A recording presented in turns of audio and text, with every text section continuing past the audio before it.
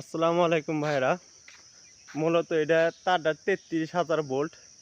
এমন অবস্থায় আছে যে তারটা একবারে মাটির সাথে লাগানো, হাত দিয়ে টাচ করা যাবে। এই যে এই তারের উপরে গাছ পড়ছে, গাছ পড়ে তারটা একদম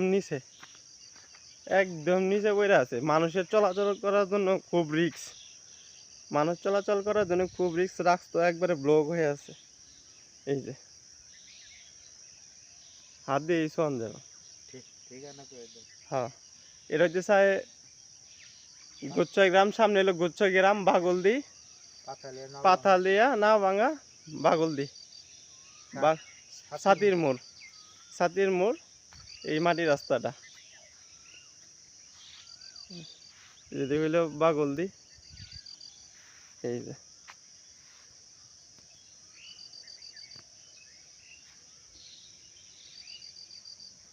ফেসবুকে পোস্ট করার মতো চাচা কিছু কবেন ভিডিওতে কিছু কোন না, তুমি কইছো একটু গো মানুষের কত রিস্ক। হ্যাঁ একটু কোন মানুষের রিস্ক এটা যত তাড়াতাড়ি দ্রুত সম্ভব ঠিক করার জন্য ওইটাই, যত তাড়াতাড়ি সম্ভব, যাতে বিদ্যুৎ অফিস থেকে লোক এসে যাতে আমাদের এই কাজটা দ্রুত তাড়াতাড়ি করে দেয়। নয়তো আমাদের এলাকায় অনেক মনে করেন রিক্সের একটা অনেক ভয়ঙ্কর অবস্থা রয়েছে। সামনে আরো গাছ পড়ছে, অনেক প্রাইমারি স্কুলের সামনে আরো গাছ পড়ছে, কিন্তু সবচেয়ে রিক্স এইখানেই বেশি। একদম তারটা মাটির সাথে লাগানো, যদি 1 মিনিটের জন্য যদি কারেন্ট আসে তাইলে মনে করেন অবস্থা খারাপ, অবস্থা একবারে ভয়ঙ্কর অবস্থা হয়ে যাবো।